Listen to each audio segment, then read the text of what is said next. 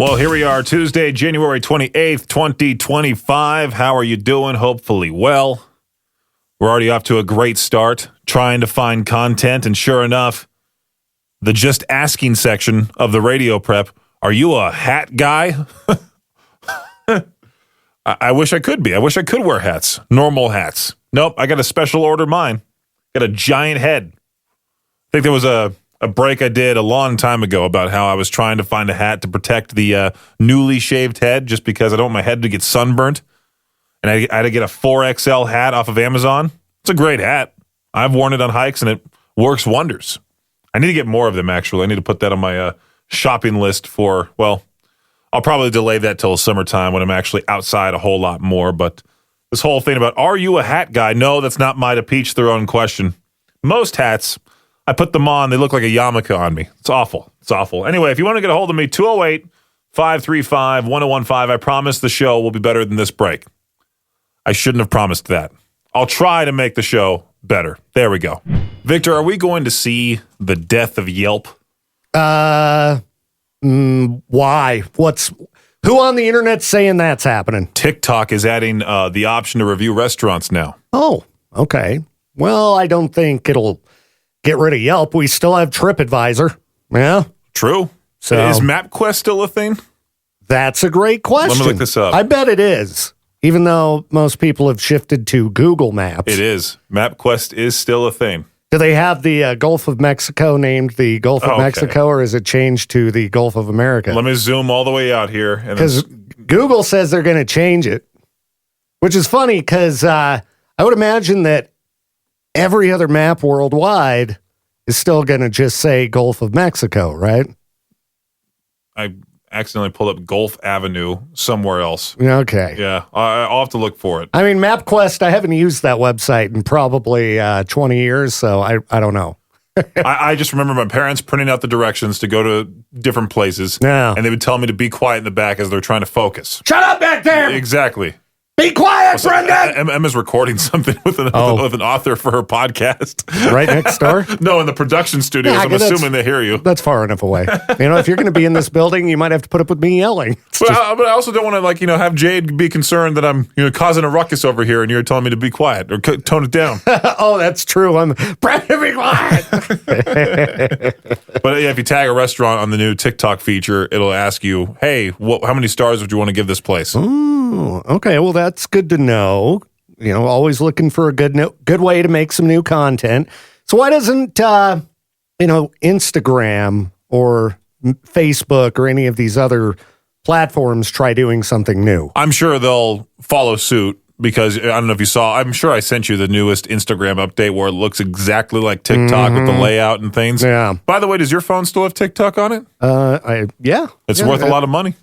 Well, that's what I heard, but I actually looked at the prices earlier, and people are just managing to sell their... What you got to do is look at the sold items on eBay. Right. Not the items for sale. Well, there was only a couple that were sold, weren't they? Yeah, and they were sold for the regular price of the phone. Were they? I thought there was one that was like $10,000 or something like that someone bought. I didn't see one that actually sold, unless it was far enough back, it was like the day of when people were panicking. Yeah, might have been. Yeah. But no, I saw some that had been sold, and I looked up the models, and it was just the price of the phone. Because I was like, I'll get rid of my phone right now. If I could drop my phone and get 10 G's, sure, I'll buy a new phone. That's what I was thinking, too. I'm like, you know what? Maybe I should. I still have TikTok on mine. I never deleted it. But does that mean now, everybody who had a TikTok and deleted the app now can't re-download it? So now there's even less people here in the U.S. on TikTok? I think that on the day that it was down, the day it came back, you couldn't download it or something. It's still not on the Apple App Store. Really? Yeah. You sure? Mm-hmm. You sure about that? I tried. I can search for it right now. Let me search as well and see what happens. You have the Google Play. Oh, you have the iPhone still. I forgot about that. Yes. So if you look up TikTok. And I wonder. Whoops. Yeah, I get Instagram, Snapchat, YouTube, Facebook, X. And that's it. Messenger, Spotify. There's no TikTok. I see TickSaver video downloader talk. Interesting. But there's no more TikTok that you can get on the But you already Apple have it Store. on your phone, so maybe that's why it won't show up. No, but it's showing me Instagram and all the apps that I already have too. Interesting. Goes to show. Yeah, I have no idea. I mean, if it's gone, I don't know. I'll read a book. Oh, whoa! You'll do something without your phone? What? Yes. I'll sit down in front of my TV, play some video games the old-fashioned way. We even reverted to, we went to now reading books on screens, too. We can't just read an old-fashioned book anymore. We need one of those Kindles or those tablets. Kindles are nice. Tablets suck, but Kindles they're nice. I have no idea what authors are in right now. I know I saw that Onyx Rising book or whatever that's called. Yeah, I saw some people talking about that one. I think it must be pretty popular locally. I think it might be a certain type of book. Weren't they saying it's like 50 Shades of Grey or something? I figured. One of those. So it's always the naughty books. The naughty books. That's right. Yeah. romance novels that are just dirty. Yeah. It'd be so easy to write one of those. Oh, yeah, for sure. You've got to be kidding me. It'd be so easy to be what's it called? I can't even say the word on the air. A romance author. We'll just say romance. Yeah. Yeah. It'd be so easy to just go into detail all about it. And the more detailed, the better, right? Will ChatGPT write that kind of content? I don't want to ask ChatGPT on the work account to do that. I figured I'd try to get you to do it. I could write one about Brendan Peach and something like that. She was doing about Victor Wilt and his lady Judith, and I don't even want to go into detail. All right, please don't. We'll have you do the audiobook and you're just laughing in between paragraphs. Yeah, I would be. You know, I'll be making my trip back home to California in April just to go see AC/DC with my dad and all of that, go hang out, go get a nice little spring break in, if you will. Well, people apparently are still panning for gold in California. People are still interested in gold mining in California today. Almost 2 centuries later, California continues to see the largest number of new gold discoveries of any state in the country. And scientists believe only 10 to 15% of the gold in California has been found, which, I mean, people are still rolling up their sleeves, panning for gold, which is so weird. I mean, that'd be kind of fun, but boring at the same time. We used to go to those museums that would have like a simulation of what it was like to pan for gold. I couldn't imagine squatting next to a lake or a little tiny body of water, putting the pan below, shifting it around to see if I find any remnants of tiny little pieces of gold like that. I mean, I should tell my friends about this back home and see if they'll go out of their way to go to the tops of mountains and try to find some. I didn't want to do this question for the Peach Their Own because I know for a fact it would turn political, and that's the last thing I want. I just saw this on Ask Reddit. What has gradually disappeared over the last 20 years without people realizing it? Red eyes in photos. I guess this person's 5-year-old son saw an old printed photo of him from like 20 years ago and asked why his pupils were red. Complicated to explain in a smartphone world. Yeah, definitely. I saw something here that kind of blew my mind. I think my car still has this, talking about the blue strip. Where did it go? Oh, that strip of blue tint across the top of car windshields. Have you noticed that? If you're driving an older car right now, not even older, just what year would... I'm trying to figure out what year would these... Because my car is 2020. I think mine has it on it. That's 5 years old now. I should go around analyzing people's cars, just staring at their windshield, trying to figure this out. That would go swimmingly. And this right here is your Shot Clock Sports Update. On Sunday, the Philadelphia Eagles and the Kansas City Chiefs, they punched their ticket to the Super Bowl, setting up a rematch of Super Bowl 57, which was just 2 years ago. Many football fans spent yesterday complaining online about the matchup, trying to figure out which team, if any, to root for. I myself am a temporary Eagles fan. I just figured, you know what? I'm tired of the league being rigged. I'm tired of it being set up for the Chiefs to have all the success because, Taylor Swift dating Travis Kelce, of course, the Chiefs have to make it to the Super Bowl, right? Plus, awful referees in football are killing the sport. The athletic teams at Vanderbilt University in Nashville might have to stop pulling off big upsets or they won't be able to give NIL money to any players. Vanderbilt was fined $100,000 by the SEC for storming the field after its football team beat Alabama in October. The university received another fine of $250,000 for storming the court after its basketball team beat Tennessee earlier this month. And when the team was close to clinching its upset over Kentucky on Saturday, athletic director Kansas Story Lee made a plea to the student section to not storm the court. Alas, the students did it anyway, which means Vanderbilt will pay a $500,000 fine for its third offense this academic year. And also, the Utah Hockey Club might be stuck with that name for another season. I figured they would do something like this. The team applied for copyrights for 6 potential names: the Yeti or Yetis, Blizzard, Outlaws, Mammoth, Venom, and HC. And the copyrights on all 6 names have been refused by the U.S. Patent and Trademark Board in non-final rulings. The team has 3 months to address the various concerns and move forward with the trademark process. I have a bad feeling they're going to stick with that Utah Hockey Club name, which is going to suck. At least they should. Anyway, that does it for your Shot Clock Sports Update right here on K-Bear 101. Facebook overall, the home of complaints, just people, wanting to put their 2 cents into literally anything. I mean, just anything at all. And especially it happens in this Octane Facebook group that I follow. I'm glad it doesn't happen in the K-Bear group. I think we shut that stuff down right away, or at least people here are incredibly nice, and they're just like, you know what? Let's spread cheer rather than have no arguments for no reason at all. And I was looking at this post here. What is your unpopular music opinion? This guy said, I got 3. The new Shinedown songs aren't as great as everyone says they are. The new Papa Roach song is loads better. Slaughter to Prevail isn't that great. And then also people that skip opening bands at concerts just so they can see the headliner is ridiculous. Now, Shinedown, the latest Shinedown stuff, it's decent to me. Is it anywhere as good as their older stuff? Monsters or any one of those tracks? Nah, not really. I mean, I like Call Me. I like a Second Chance. I like a lot of their older stuff. But this new stuff, I'm like, you know what? It's generic to me. The new Papa Roach song, I like it. I think it's good. Slaughter to Prevail isn't that great. I find them fun, but there's only one sound. Alex Terrible can't really clean sing or do any high-pitched vocals. He's only known for his guttural and his guttural and his guttural. So, I mean, unless he expands. Wasn't there something recently where Alex was like, yeah, we're going to try to change up our sound. Deathcore is getting boring. I would love to see those guys change it up. But then the fans of theirs would be, like, oh, we want them to be heavy again. They've gone soft.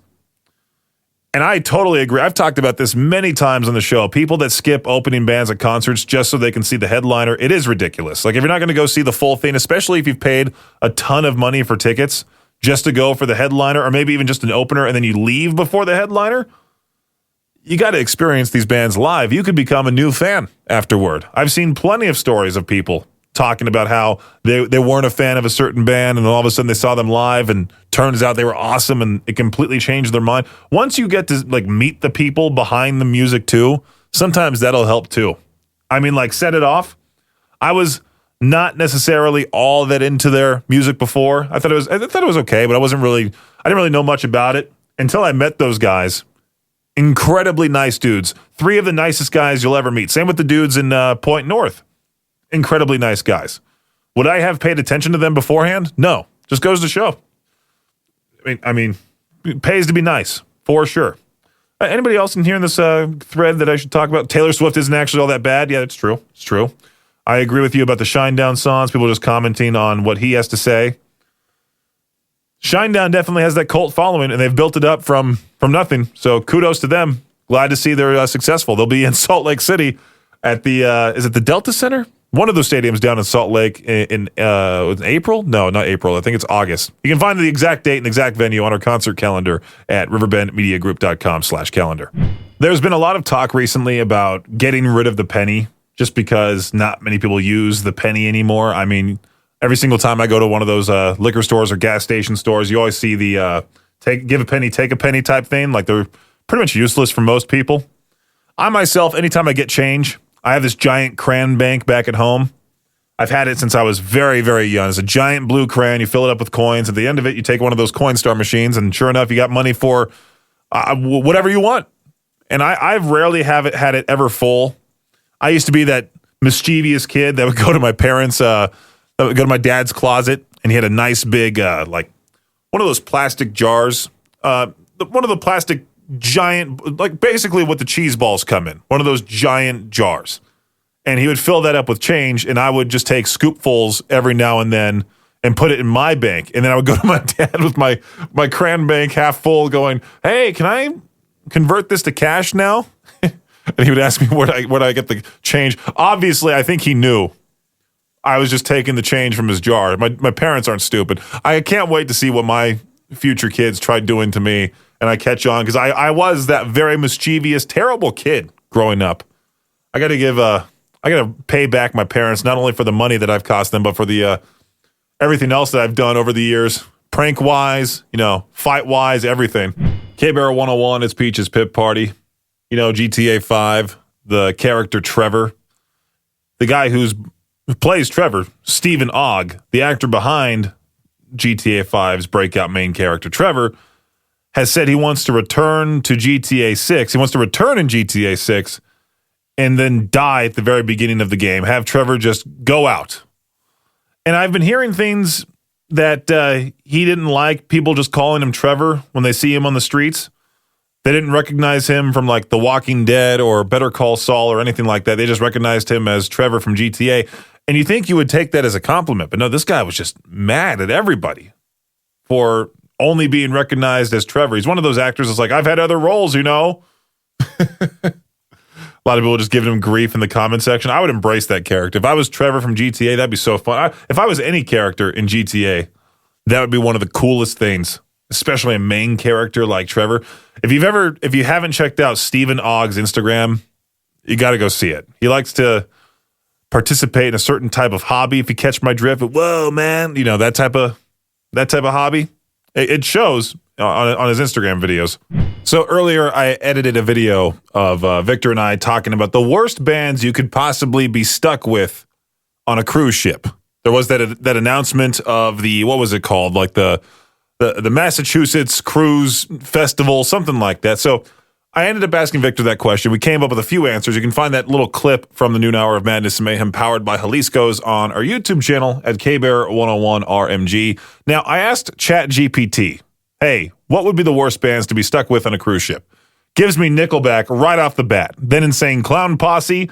Then Yoko Ono's experimental band. And then for some reason, it says here a death metal polka fusion band, which I think that would sound interesting, right? Blast beats colliding with accordion solos 24/7. The mosh pits in the dining area would ruin the buffet, according to ChatGPT.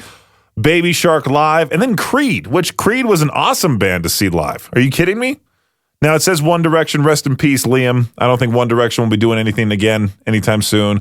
And then, number 8, Kid Rock's All-American Cruise. Now, I feel like that would be just Rednecks at Sea. That's what the name of it should be. And then it goes on to say a high school garage band, Milli Vanilli tribute band. Maybe I should ask this question for tomorrow's to Peach Their Own. What would be the worst bands to be stuck with on a cruise ship? Would be fun. So the podcast version of this show is going to be a little messed up, only because I couldn't track the entire show in time, pre-record the entire show in time to have all of To Peach Their Own go to the very end of the episode or line up correctly at the very end of the episode. I don't know what I'm trying to say here, because it's a whole lot of technicalities to where To Peach Their Own had to happen again earlier on in the podcast episode compared to how it usually is. So I apologize. There we go. All right, back to the show. It's now that time for To Peach Their Own. Everyone's experienced this, I think, for the most part, right? You have one of those friends that just hypes something up for you. You get all excited to watch it or eat it or whatever it is, and then you're let down. Well, today's question, what's the worst movie you've seen that someone said would be good?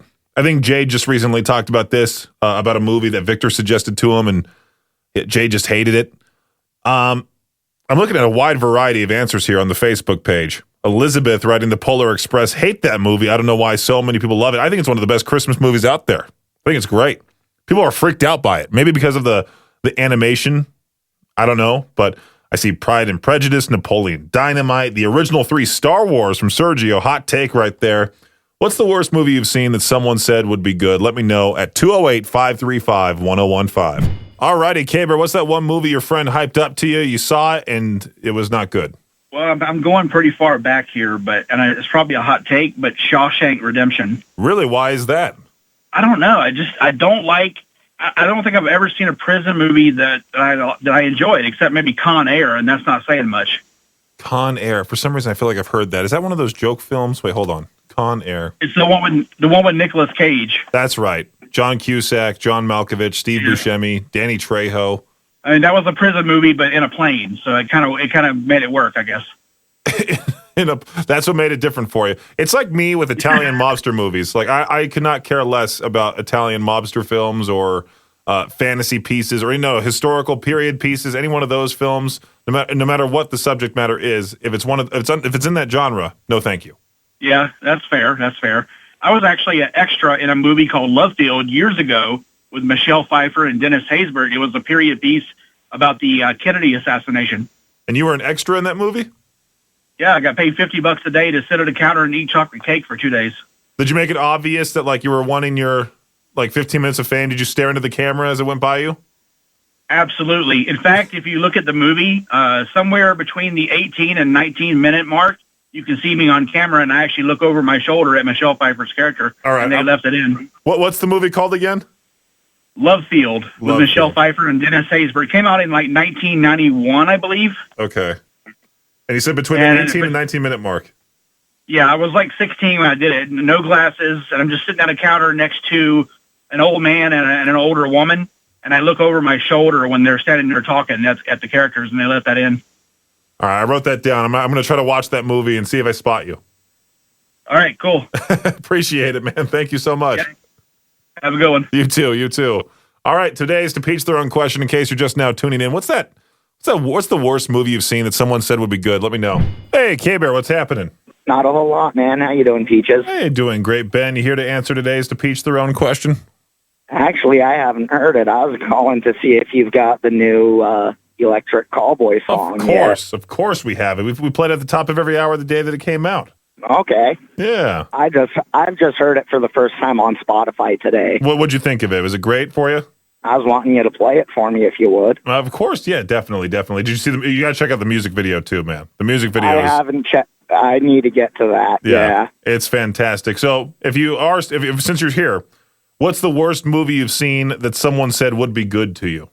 A movie one I've seen that they said would be good. Yeah, like a friend suggested it, you watched it, you're like, that was it? Like, for me recently, I mean, after all these years, I watched National Lampoon's Christmas Vacation. That movie was not that funny to me. I thought it would be so much better. Fair enough. To be honest, I don't have an honest answer. I don't watch much movies. Oh, that's okay. I'll still play the song for you anyway, Ben. I appreciate it, Peaches. Absolutely. Well, thank you, and you have a great rest of your afternoon as well. You as well, man. Have a good day. You too. Hey, K-Bear, what's happening? Not much. Well, James, what's the worst movie you've seen that someone said would be good? Rent. And what's that movie about again? I've heard that title before. Is it that musical? Yeah, well, it started as a Broadway musical, and then they made a movie adaptation of it. And yeah, there was this chick I was going out with long time ago that loved that movie, and I could not stand it because you've just got a bunch of starving artists. They're all a bunch of actors, painters, just a bunch of artists that live in this apartment building in New York.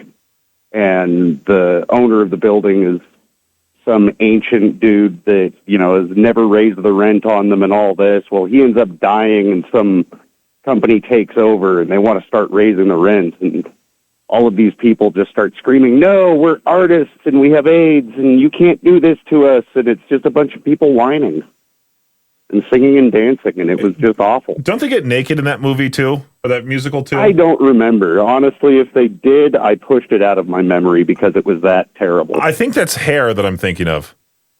No, Hair, they didn't get naked in that one. They didn't? Well, there was one scene where one of them goes off into they all run off into the pond, get naked, but they leave one of them in there and then ditch her.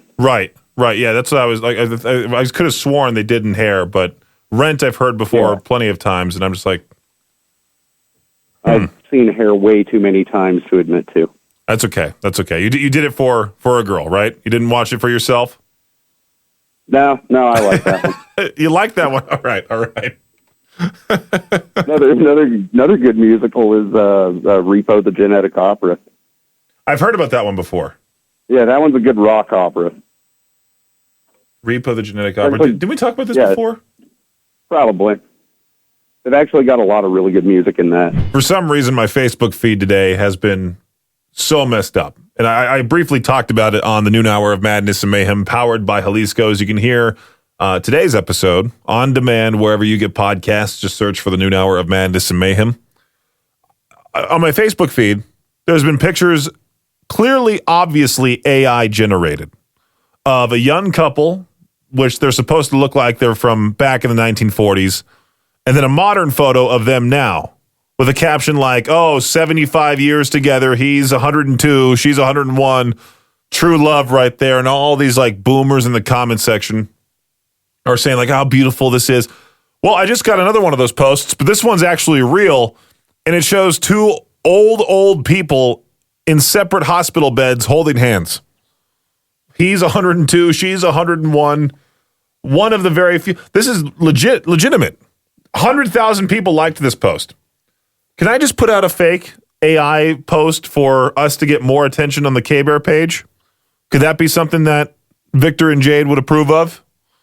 Like we talked about also on the noon hour of Madness and Mayhem, powered by Jalisco's. Like, what if we just took a picture of Victor, photoshopped it to where it looks authentically old? Doesn't have to be all that, convincing, because, older people online will fall for it. Go on to ChatGPT, say, hey, come up with a story about cowboy Victor Wilt and his quest to help old man Jade Davis, or something like that.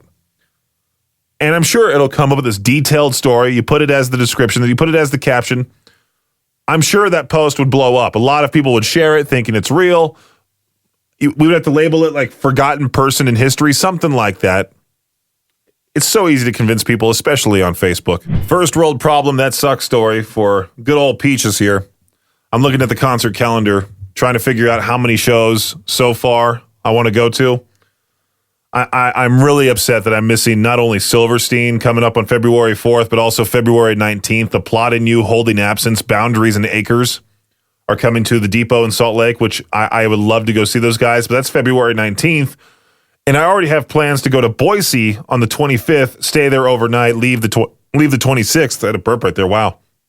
Disturbed, 3 Days Grace, and Seven Dust, a huge concert at the Ford Idaho Center Arena. And I was even talking to a record rep about potentially going down to Salt Lake City for Nothing More, a band that I've been wanting to see live for quite a while now. They're going to be in Boise at the Knitting Factory May 6th. But 3 days before that, I'm hoping to go to the Spirit Box show down at the complex in Salt Lake May 3rd. It feels like every single month there is going to be a whole bunch of concerts all within the span of a few days, and you have to pick one of them. And it sucks missing out on the other ones. But if you want to go check out our concert calendar, go to riverbendmediagroup.com/calendar. Like I said, first world problem, that sucks story. 3 kids in New York, they're wanted by police after they took a stolen vehicle for a joyride. And this wasn't a car or a truck. It was a subway train. The masked kids, whose ages are unknown, allegedly entered the empty train using a set of transit keys, got behind the controls. They rode the rails for at least one stop, even passing another in-service train at one point. One of the kids can even be seen sitting outside the car with his feet dangling over the tracks. While they were careful to black out the surveillance cameras on the train, they took their own video of the stunt, posted it on Instagram. It's so easy to capture a Gen Z thief just because they're going to upload it to social media. Usually I like to laugh at animal videos. Now, since it's cold in Florida, when iguanas get cold down there, they just fall from the trees. And sure enough, there's plenty of videos being uploaded of just iguanas hitting the ground, which to me, I'm like, oh, someone help it, please. More than just laugh at it. Now, if I watch a dumb cat video of someone putting like tin foil on the kitchen counter and the cat goes flying, I just find that funny. The way cats move is hilarious to me. The way that they're so fast when they want to be is absurd, right? You ever see a cat versus cucumber compilation? Those are always fun. The tin foil on the counter, that's great too. That's some great training if you want to not have your cat jump on some certain surface. You just put tin foil on it. They'll go flying. Today I've been doing what I like to call an email frenzy, just trying to email different people. I finally got that list back from Victor with the proper people to contact when it comes to artist interviews, and I'm really trying to get Matt Tuck of Bullet for My Valentine. Turns out the band won't be here in the U.S. till March, so I'll have to wait a bit for that one. Matt Hafey of Trivium, I also want to try to get on the show. There's so many of these rock stars that I want to try to get to interview, hopefully this year. I've been trying to get Johnny Hawkins of Nothing More on the show as well. So many interviews. But we already have a lot available on the Artist Interrogations podcast, wherever you have your podcasts, wherever you get podcasts. You can just search Artist Interrogations and boom, listen to our prior interviews. All of mine are available on demand. Thanks for listening to Peaches Pit Party, the podcast. If you enjoyed the show, please share, subscribe, and rate the podcast. Peaches Pit Party is hosted by me, Peaches, a.k.a. Brendan Peach, and is a production of Riverbend Media Group. For more information or to contact the show, visit riverbendmediagroup.com. Until next time, Peach out.